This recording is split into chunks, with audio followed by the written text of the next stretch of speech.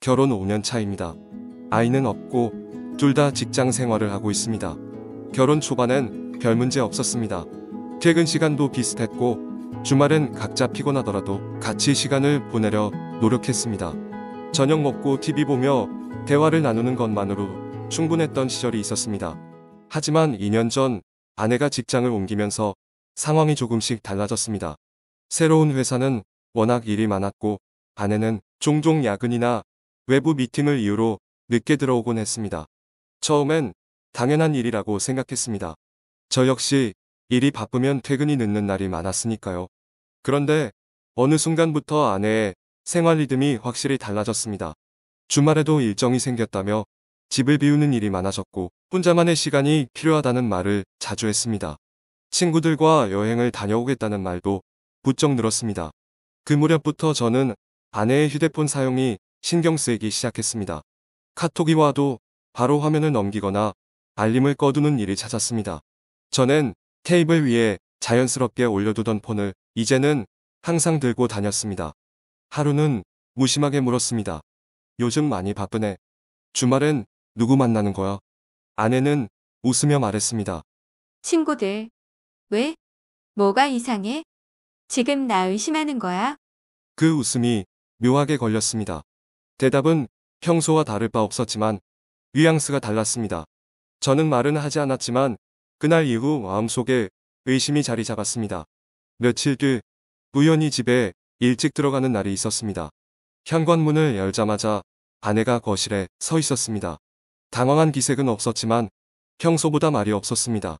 테이블 위엔 머그잔 하나, 소파엔 누군가 방금까지 앉아 있었던 듯 쿠션이 구겨져 있었습니다. 다른 흔적은 없었지만 저는 그날 이후 더 이상 모든 것을 넘기지 않기로 마음먹었습니다. 결정적인 건 어느 평일 밤이었습니다. 퇴근 후 잠시 들를 곳이 생겨 집에 늦게 간다고 아내에게 알렸는데 중간에 약속이 취소되어 그대로 집으로 향했습니다. 도어락을 누르고 들어섰을 때 거실엔 불이 꺼져 있었고 아내의 방에서 낮은 목소리가 들렸습니다. 처음엔 통화인 줄 알았습니다. 그런데 그 목소리는 아내가 아니었습니다. 남자의 목소리였습니다. 아주 작았지만 분명히 웃고 있었고 조용히 말하고 있었습니다. 저는 그 자리에 잠시 멈춰 섰습니다. 이게 무슨 상황인가? 잘못 들은 건가? 몇 초 동안 여러 생각이 지나갔습니다.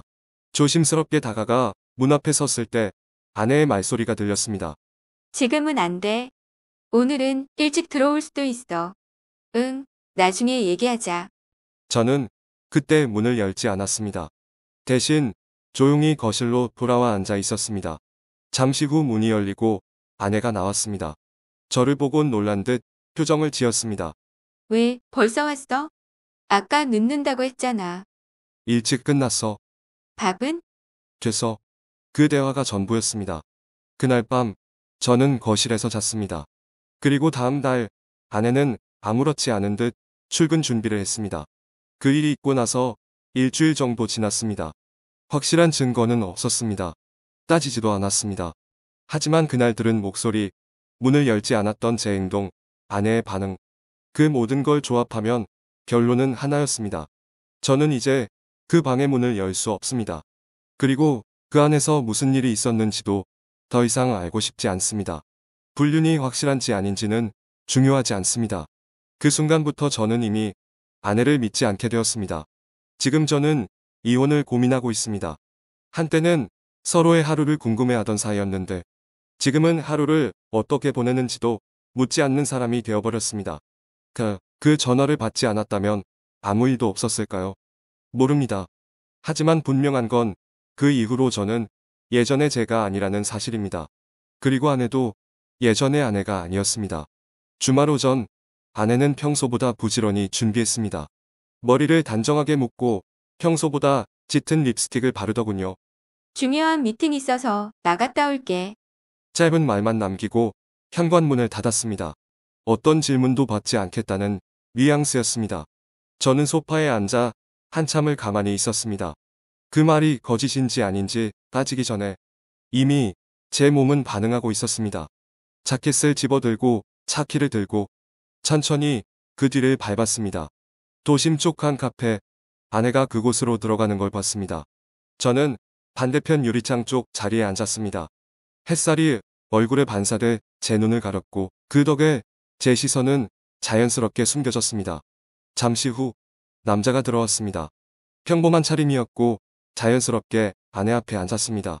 그들은 어색함 없이 대화를 나눴고 웃었고 그리고 마치 오래된 연인처럼 손을 맞잡았습니다. 그 순간 제 안에서 뭔가 끊어졌습니다. 뜨거운 분노 같은 건 아니었습니다. 더는 참을 수 없는 어떤 오래된 침묵이 터지는 느낌이었습니다. 저는 일어났습니다. 천천히 그들의 테이블로 향했습니다. 아내는 저를 보지 못했습니다. 남자가 먼저 저를 봤고 표정이 굳었습니다.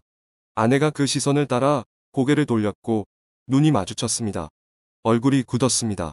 입술이 조금 열렸다가 바로 다물어졌습니다. 그 사람은 고개를 돌렸습니다. 아마도 제가 누군지 이미 알고 있었던 눈치였습니다. 저는 그들 테이블 앞에 섰습니다.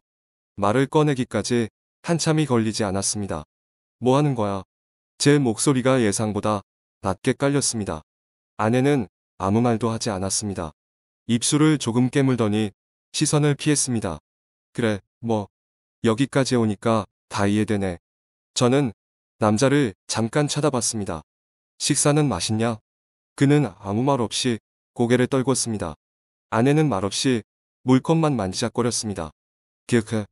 어차피 숨길 생각도 없었던 거잖아. 지금 이러지 마. 아내가 조용히 말했습니다. 이러지 마. 제가 코웃음을 쳤습니다. 그럼 어떻게 해야 되는데? 그냥 조용히 보고 돌아가야 돼. 조용했습니다. 작은 테이블 하나를 두고 셋이 앉은 것도 아닌데 숨이 막혔습니다. 저는 숨을 한 번 들이마셨다가 내쉬고 말했습니다. 됐고, 오늘부턴 각자 살자. 넌 내가 할 말 있으면 정리해서 보내. 난 오늘로 끝이야. 말을 마치고 돌아섰습니다. 등 뒤에서 어떤 소리도 들리지 않았습니다.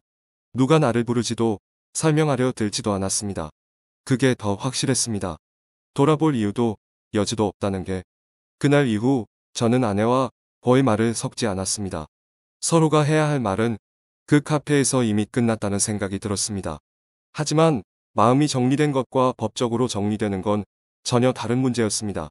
이혼을 결심한 건 그날 이후 바로였지만 어떻게 끝내야 할지 방법을 몰랐습니다. 그래서 변호사 사무실을 찾아갔습니다. 지인의 소개로 알게 된 곳이었고 처음에는 소송으로 가겠다는 마음이 컸습니다. 상담실에 앉아 변호사는 제 이야기를 조용히 들었습니다. 카페에서 본 장면, 손을 잡고 웃던 두 사람, 그리고 아내의 반응까지 모두 말했습니다. 사진이나 녹취 같은 건 없으시죠? 없습니다. 눈으로 본 게 전부입니다. 변호사는 고개를 천천히 끄덕였습니다. 직접적인 증거는 없으시네요. 그게 가장 아쉽습니다. 불륜 소송을 염두에 두고 있었지만 증거가 없으면 말 그대로 그냥 의심에 불과하다는 말을 들었습니다. 당사자들이 부인하면 그걸로 끝이라고 했습니다.